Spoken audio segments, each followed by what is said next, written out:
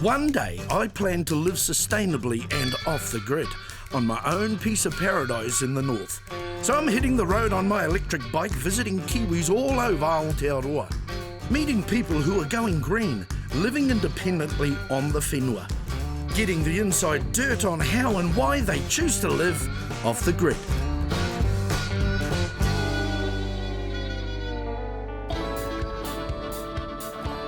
I'm in the Bay of Plenty, heading to the whare of Jerry and Simone Magner. Apparently, although they live off the grid, their place still has all the creature comforts. The whānau live here on Ohakana Island, which is in the Ohiwa Harbour. And I'm waiting for Jerry, who's going to pick me up and take me over. Probably got some big flash launch or gin palace or something. Well, Jerry's waka is a bit more basic than I was hoping for. Kia ora. Kia ora, Pia. Hey, Jerry, nice to meet you. Same here. Look at you and your little piece of paradise. Will we hit the road? Jerry, if you hadn't picked it already, is an Irishman. Ohakana Island is a fertile motu covering just over 100 acres or 40 hectares. Waka is the only way to travel to and from the motu, which could make getting to work difficult, especially in the wet. Kia ora. Kia ora. Tēnā. Welcome. Kia ora. Kia ora. Oh, wow. Thanks for having me. Look at this. It's beautiful. You know, when I come to places like this and look at that view, I think of people who their wairua doesn't get treated to this. Do you know how lucky you are, young lady? Yes, I do, yeah. Awesome. Well, I want to have a look at more. Everywhere you look, it's beautiful. Jerry and Simone had been living in Ireland before they moved here and started building their whare in 2007. Initially, we had a small whare just down below, and in 2004, we lost that in the floods. We had a landslide, so it completely took it and washed it down onto the shore. But, you know, how they say there's a silver lining. Well, the silver lining was, for us, was that we no longer wanted to build in that position, but where else can we build? We came up here and we got a glimpse of the view, and we just thought, wow, yeah, this has got to be it. We just had to have that view. Jerry decided to construct the new house himself, despite not being a builder. But first, this DIY champion built a barge to bring all the materials to the motu. Physically, it was challenging. I suppose it was exciting as well because it was a beautiful spot with a young family. We'd been toing and froing from Ireland to here over a number of years, so we wanted to just have something for the grandkids, great-great-grandkids, and that. In a way, it's a kind of a new beginning of the whole whānau. You know, it was hard, but I always had in mind, if we were going to live here, we were going to live properly and as easily as we could. I didn't want to experience any hardship. I didn't want the feeling to be like we were camping, so I wanted to have everything that worked with as if I had a house in Whakatane that was on the main grid. A feature of living off the grid is being self-sustainable, and Jerry is going to show me how they generate all their own electricity. Whoa, look at this. This is awesome, bro. You have been busy. Jerry became such an expert on solar power while working on his whare that he started his own solar energy company. That's the solar hot water system we have. Now, this is bigger than an ordinary domestic one. Right. Because this actually not only heats the hot water for the house, but it heats the water for the underfloor heating and downstairs. We've got underfloor heating in the concrete. Yep. And then upstairs we've got radiators. Yep. So it also heats that. It heats the water in the spa pool, and we have a future-proof, so it will also heat the swimming pool that's going to be done. All off here? Yeah. An average system here will pay for itself in definitely less than 5 years. That is brilliant. That is brilliant. But like just looking down your roof line here, you've got a few different systems here. I like to trial stuff before I actually installed them for customers. Like take for instance these panels. Yeah. These are the latest Perk Mono panels. What mono panels? Perk Mono. Now, say the sun hits the panels, Yeah. there's actually like reflectors inside in the back. Okay, so it's got like a double hit. Exactly. Now I have compared those to standard top of the range panels, and they're putting out some 60% more than a standard 250 watt panel. Okay. Size doesn't always count in a way, you know, the size of the panel. Thanks, bro. Appreciate that. And what about this? This is like an experimental setup that I set up years ago for experimentation, and it's actually facing west, and we had another system facing east, and we're just monitoring which the best outputs are. And because of the rounded shape, you can get away with experimenting with those angles a bit more, right? Absolutely. Yeah. Because at any given time of the day, the sun is actually hitting the tube, and it's hitting it direct. Yeah. So like it's going to pick it up. The difference between that and the flat plate, or even the solar panels. solar panels, is there's a lot of deflection in the solar panels. You know, what I love is that you've got this quality standard of life, and you've got everything. And you've got the net. Oh, we've got to go and check the net, just out here. Have you set a net? Oh, I set a net this morning while you were still snoring your head off. Okay, bro. Can you see the floaters out there? I can see a black one and a white one. That's it, yep. We better go and check it out. Living sustainably is the goal when you're off the grid. So, being able to catch ika in your backyard is perfect. If we can catch anything, that is.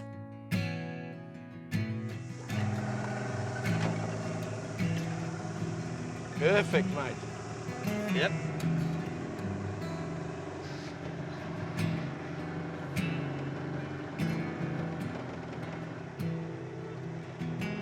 There we go, matey. Matey. See, that's because I'm on the sea. Oh, that's right.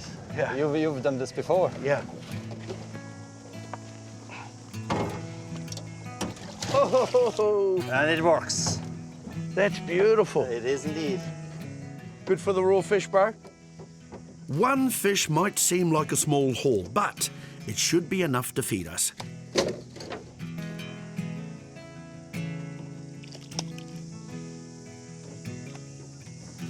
I think it was a solo performer there, Jerry. I think you're right. But anything is better than nothing. That's right. And after all that hard work, I'm keen to soak in the spa pool.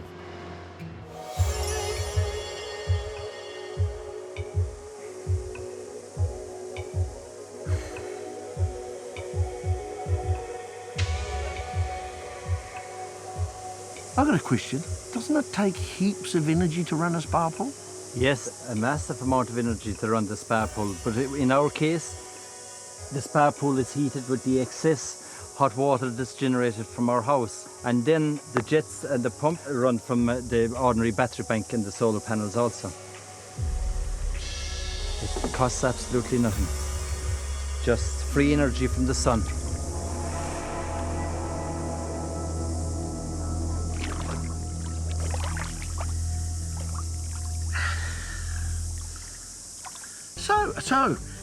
So it's all solar powered and it's all free. Absolutely free. Free and easy.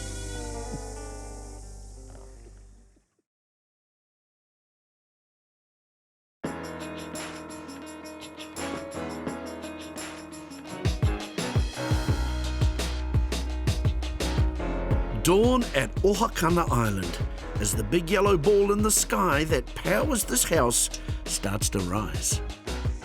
You know, there's a lot to love about this whānau, but I really do admire their tenacity. They've got this beautiful slice of paradise here, tupuna whenua, and they've carved out a lifestyle that I reckon second to none. Beautiful. Hey, Jerry, you've got a lot of mānuka here, bro. Have you ever thought of... Hives! Bees are crucial to our survival as they pollinate every plant that we eat. You often hear about how there is a world crisis with the bee population, so the more we can help, the better. The other thing bees do, of course, is make honey. If you have beehives, you have to be registered so they can be protected against disease. So, Jerry, talk me through what you're up to. We'll harvest a few frames. Yep. My belief is that we don't pillage the whole thing, just take a little bit. Here we go. Full to the brim, absolutely. The thing is, you know, we're actually taking their food and supplies for winter, so Yeah. in winter time, I leave enough honey on the frames so Yeah. that will feed them through over winter. Yeah. Just let them be. That's, oh, very clever. How much honey would you get off a rack, a good rack? Well, you see, just these two lots here, yeah. last year we got about 45 litres. Wow. It was incredible. Because it has antiseptic quality. Well, you know, those palm trees, I'm not too good on the names. Phoenix palms. That's the one. They're dangerous, buddy. Yep, I was trimming the one down there just recently. Yep. And two spikes went in to this arm here. Yep. Like in deep. Yes. And I pulled them out, and I could actually find it a kind of, you know, the pain through Yep. out the whole thing. Yep. I just came up and put some of the manuka honey on Yep. it, and you know what? I was right as rain the next day. Absolutely. Fantastic. Yeah, no, it's brilliant. Yeah. Brilliant. So, oh, there's a bit of weight in this.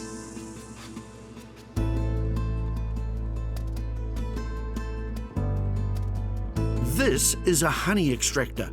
You load it up with the frames and then give it a spin. Bees are great if you're off the grid. You get honey for the whānau and you can sell it.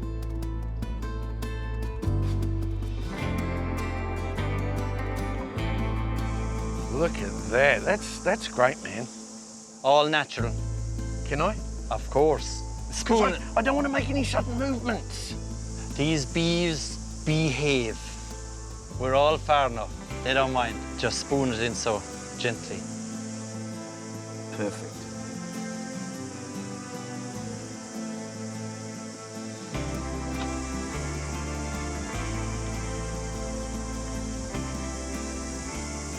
Fantastic.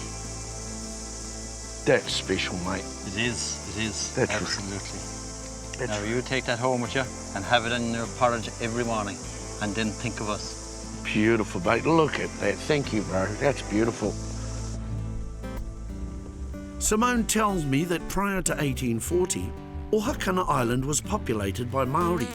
As well as a pā site on this motu, there were 90 other pā sites in the area. So what do you reckon our tupuna picked a place like this? I think that, you know, from assessment, the space, the size and you've got a natural steep defensive structure with the slope itself. And when we come out to the clearing, you'll actually get a sense of the type of enclosure that it is. Just opens up, eh? It opens, but at the same time, you know, you do get a sense that you're fairly well protected here. Yeah. So here we've got a whole different aspect of Ohiwa. What a vantage point. Those fellas are coming, those fellas. No, they didn't say that. In addition to the natural protection of the water, Ohakana has rich fertile soil. Hey, I'm just going to take excuse me, I'm going to take my boots off because my dad used to say, when you arrive at a special place, you need to really arrive, not just your red bands. Okay. So I've arrived. Feels Yeah. good too. Hey, you know, as we were growing up, a lot of our old people, and they did it because they loved us and aroha and all the rest of it, say, don't go up there because that's an old pā site, okay? I have a different view of that. I want to hear your view. Well, naturally, they're to be respected. You know, I believe that they were once places for living, Totally. so why should they no longer Yeah. be for living? You know, the huge inhabitation of Ohiwa historically, it was a place for living. A kaumātua said to me that, well, just because pre-European Māori lived in a place, why does it mean that modern Māori can't live there? You know, that was the question. I'm a modern Māori too. Right, and here we are. Here we are. Love it. Tēnā koe, thank you for bringing me here. Very special. The other thing this motu and the harbour has going for it is easy access to kaimoana. This is a pretty big bucket. You know, are we going to get a few of these things? Yes. So, Inez, what would have been the biggest challenge growing up here when you were a wee bit younger? Probably the isolation. Yeah. I was already a shy kid, and then being isolated on such an island and taking so much effort just to plant anything with friends was probably the biggest challenge. Right. But you must have done heaps of exploring, eh? I did some, I didn't do a lot. My brother did a lot more. Okay, you were more the bookworm. Yeah, my exploring was done in my head. That's good. But I've heard you love oysters. I do, yes. I'm the worst to go oyster hunting with though. Why? Why? Because we're going oyster hunting. I eat them straight off the rocks, and I eat the best ones, so it's always the second best that are left. Here we are, kid, choose your weapon. You told me she was like this. I know. That's why it's so bad going getting oysters with her. Look at them though, how blessed are we? Beautiful spot, man. You're a plasterer. Okay, let's do this. It's Oyster City. Oh. Choosy. Oysters do grow on trees. See, Look at that. Look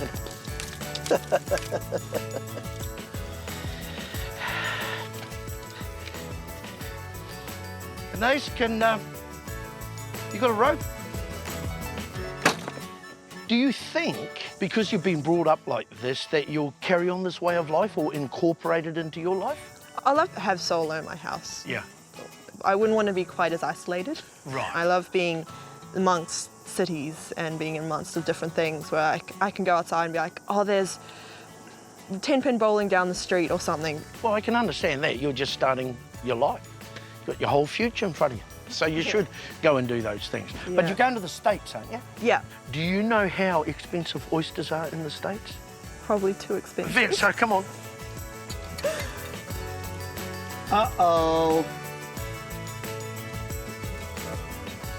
Okay, what's cheers in Irish? Slanta.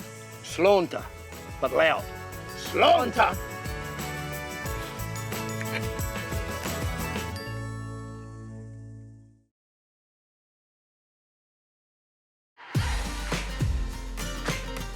I'm here on Ohakana Island in the Bay of Plenty with the Magner Family, who are showing me how they live off the grid. I plan to build my own whare, so Jerry's agreed to give me some advice about what sort of solar system would suit. Okay, Jerry, this is it? This is the one-stop shop at Solar Options. Awesome, mate. Now, look, bro, I'm a pretty straightforward sort of a bloke. I'm not a technical thinker. I'm more your creative type. And is this the thing for me, you know? Absolutely. Why? Because, first of all, well, it's good looking like yourself. But it's an all-in-one, full unit combined. It's a plug-and-play system. So Say that again? it's a plug-and-play system. I like that.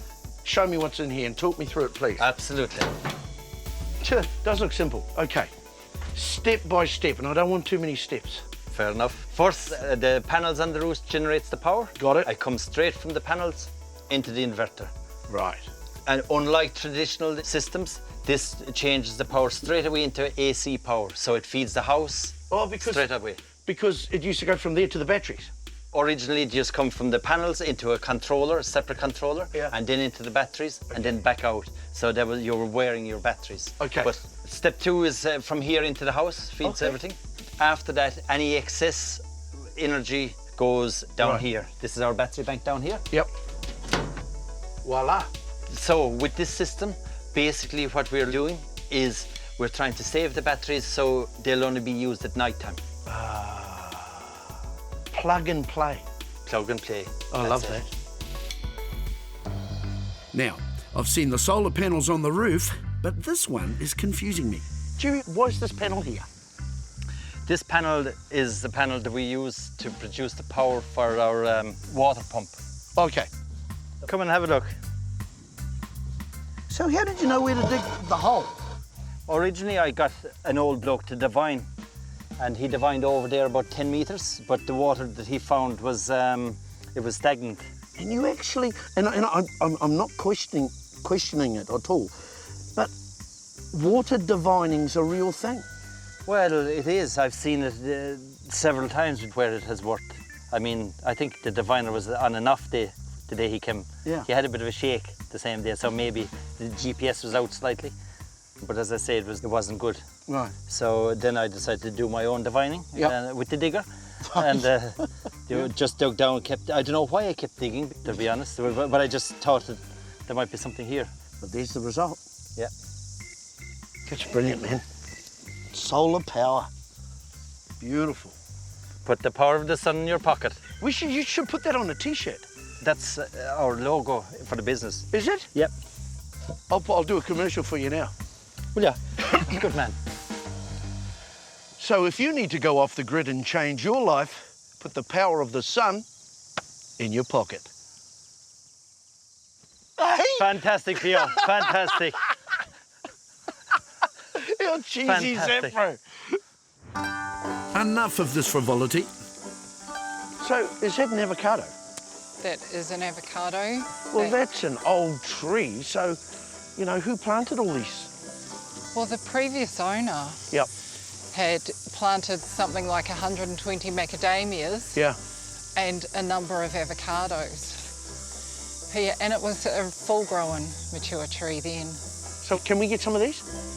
Well, they're a little bit high at the moment, but we've got a bigger tree down here where we might find some lower Cool, let's do that. avocados that we can pick. Watch out for it's a wild animal.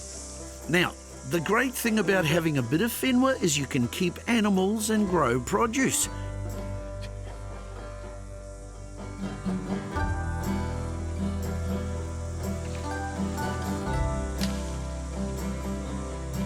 I'm collecting some kai for dinner with Simone and Denise. Oh, cool.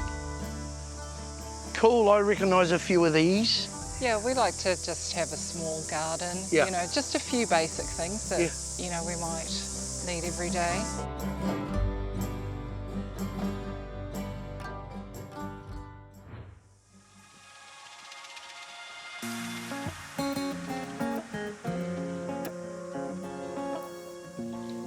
I've learnt a lot from my time here on Ohakana Island. Firstly, if you get the right solar power and water heating systems, your whare can practically run as if it's on the grid. You can even heat a spa pool. And Jerry has given me a steer about what solar power I can install. Use your whenua to grow things, meat, vegetables and honey. It's a no-brainer. Also, even if you don't know how to do something, well, just teach yourself. Well, I suppose when you think about your future and your family's future and what's best for them, originally I always thought that when I would have kids that live in Ireland, but then the more I got to know New Zealand and that, the more I realised that this was a much better environment and that there's a lot more going for here. And then to take it a step further, coming to Ohakana Island, you know, it's hard. You have to make sacrifices coming and going, but it's still like fantastic rewards in that. A lot of people have this perception that if you're living off-grid, you're like living in a tent, or just like hippies. And well, obviously, They want to know what we're doing. Yes. And, you know, we've had visitors as well that haven't wanted to go home, but Jerry fixes that. He'll get up in the morning and go, right, ferries out. Ferries cleared and out. I'll stay for a week. Yeah.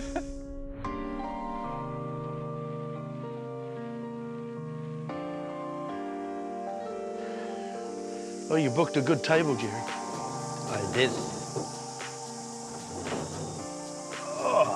I booked this years in advance. Ooh, fresh pataki, lovely. Before I leave, it's time to enjoy the bounty of this whānau, this whenua and tangaroa.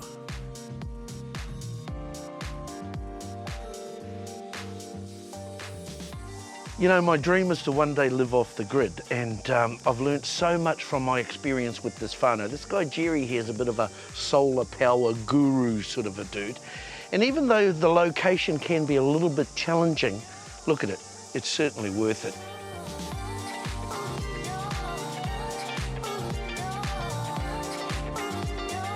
Tēnā koe, bro.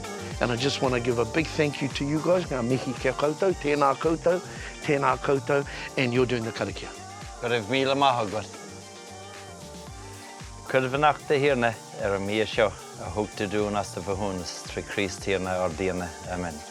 Amen. Kia ora tu your reo, bro. Awesome. Okay, raw fish? No, I'll leave that for you guys. You know, up north, bro, a lot of people don't believe me, but when we bait our lines before we fish, we have to hide around behind trees because the bloody fish come out and grab it before you put it in the water. That happens here.